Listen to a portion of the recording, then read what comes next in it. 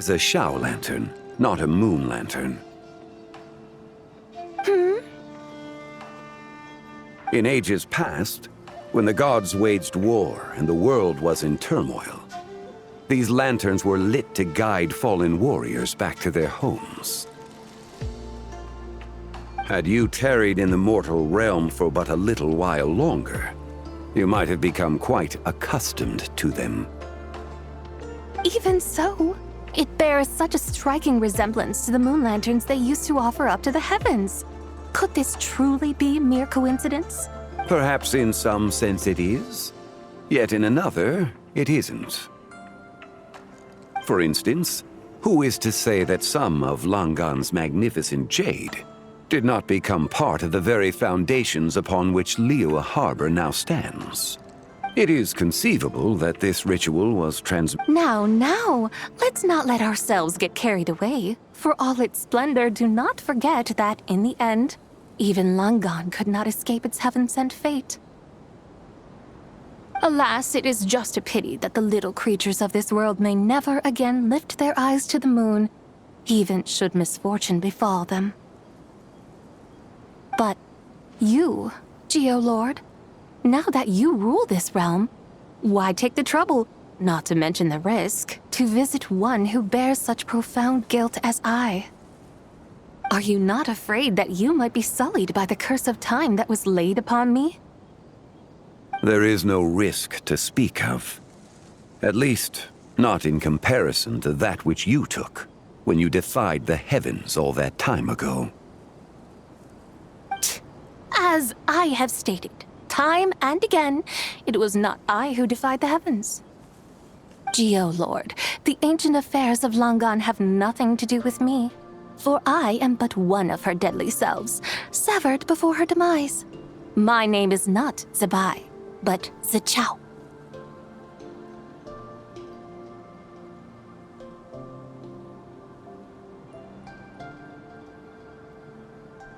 Surely you did not take us for one and the same, solely on the basis that we may all assume the form of white horses?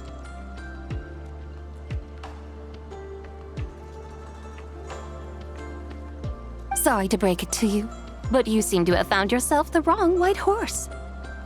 Anyway, do tell me, what urgent matter brings you here? Very well, then. I have come to ask for Zebai's shade. Oh? So, the Geolord has set his sights upon Zebai's human soul. And what is it that you intend to do with it? The world outside is changing. With the new moon's birth, the confines of the shadow moon are gradually disintegrating. In other words, the heavenly soul is set to return. Consequently, strange phenomena have manifested within Langan's former domain, leading to the earthly soul's reappearance as well. The last of the trio, the human soul, is in your possession. Most intriguing. My intention is to gather all three together, so that an old friend may finally make her return. I must admit, it seems that some remarkable affairs are coming to pass in the outside world. Yet there is one thing you seem to have overlooked, Lord of Geo. Back in the day, it was you that freed me from that painting. And afterwards, I took up arms in your name. Together we first subdued Chenyu Vale, then brought peace to Mount Qingse. It was for this cause that the contract between us was made.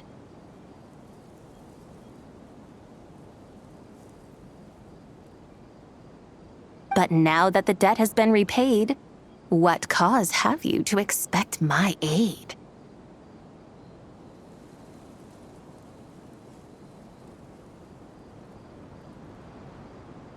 Zebai and I have long been friends. Given not only that you were manifested from a corrupt desire within her divine form, but that you also possess a fragment of her soul, how can you purport to be the wrong white horse?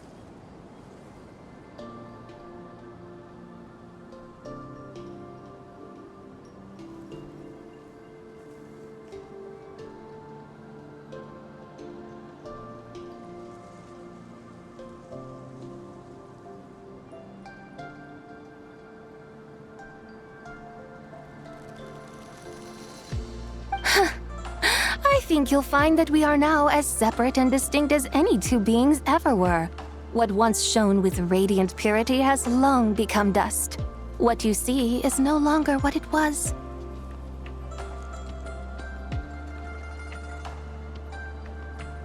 Oh, great Lord of Geo. Should this still be unclear to you, I bid you take your leave. It seems that the fault lies in my own lack of consideration. As you wish.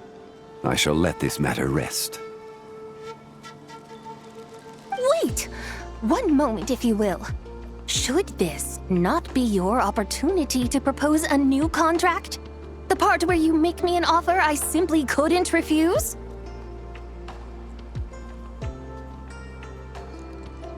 Even those puny mortals know how to haggle when striking their bargains. Should you, the famed god of contracts, not likewise strive for success through negotiation?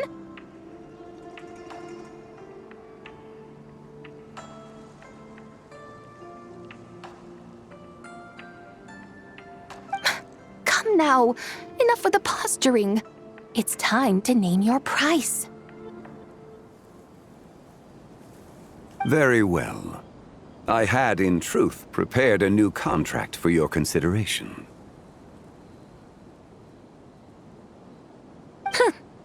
I knew you would not come before me unprepared. Yet, you should know that I want for nothing, for I live in the mountains, carefree and untroubled. Occasionally, I even find sport in teasing the mortals who stumble into my presence.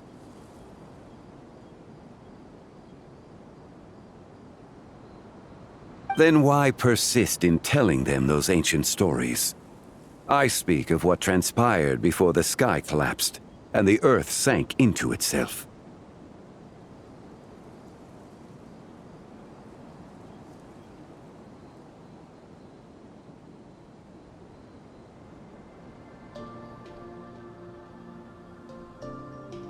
That is merely my way of passing the time.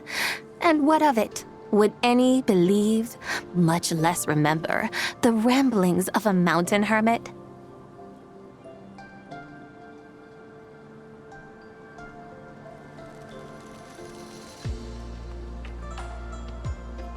Those tales have long since spread throughout the mortal realm. Who? Should my words prove insufficient, I invite you to see the world for yourself. To this end, I have found you a pair of trusty guides. The lantern rite is presently underway in Liyue, and should prove quite intriguing for you.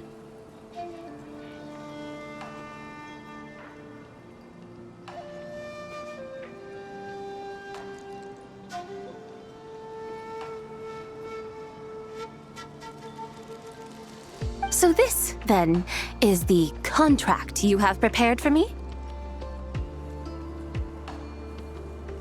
Indeed it is. Think of it as a contract for a one-day festive excursion. Surely you do not hope to offer this in exchange for Tsubai's shade. The foundation of my very existence for a little excursion seems a little steep, wouldn't you say?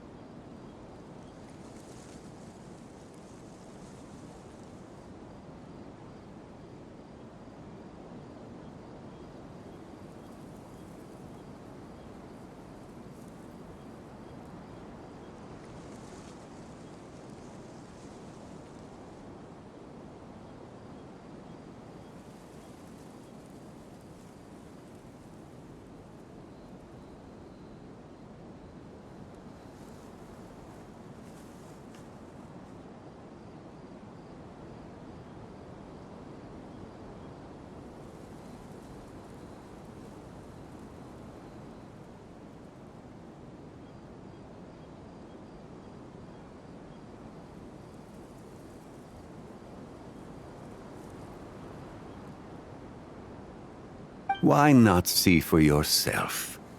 You can always decide afterwards. The final determination, of course, shall rest with you. Is that so? Then perhaps this deal might not be entirely off the table after all. Where then are these guides of which you speak? Hey, it's Zhangli! Oh, we've been looking for you everywhere. We thought you might have gone missing. You're here. So these are my guides. Well, well. They certainly look the part, I'll give you that. Guides? Oh, you poor innocent little creatures. The benevolent Lord of Geo has sold you to me, which means that for the rest of this day, you belong to me. Sold us to you? Just what have you gotten us into, Zhangli? The situation is not quite as dire as that would sound. I ask only that you accompany my Adeptus friend on a tour of Liyue. I would suspect that depends on how well you entertain me. Entertain you? Let us start with this Liyue Harbor of which I have heard so much. Nowhere is quite so fascinating as a place teeming with little mortals. How come this Adeptus sounds so different from what Paimon imagined? Okay, we'll take care of it. Get ready to find out why they call Paimon the best travel guide in all of Tibet.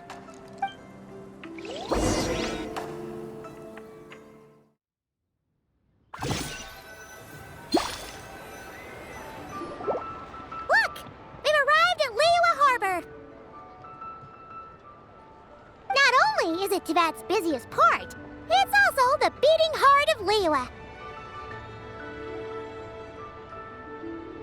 So, dear Madam Adeptus, where would you like to go first? With humble fare and wine to sip, in comfort clothed and soul at ease, one eats, and all the heart's ills cease. So we're heading straight for the good stuff? Well, you're in luck, because Paimon's an expert when it comes to food.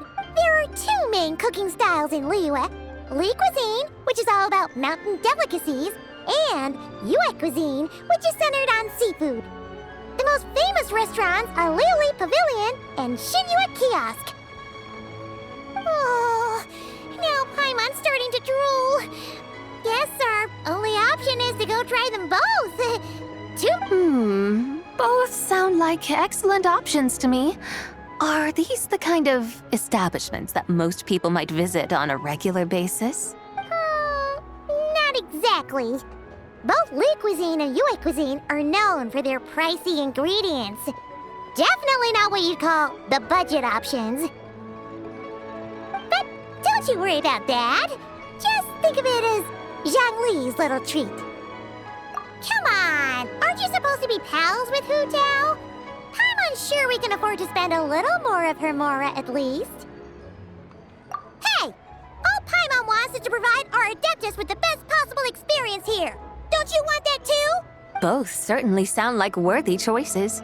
Just now, though, I happened to see a porter pass this way.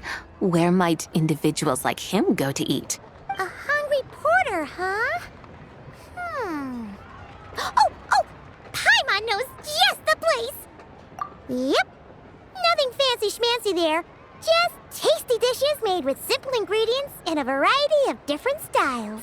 Oh, and the owner happens to be a good friend of ours, too. One mean restaurant. Yes, even the name itself feels lively and down to earth. All right, let's make it our first stop. Yippee! That's a great choice, too. Our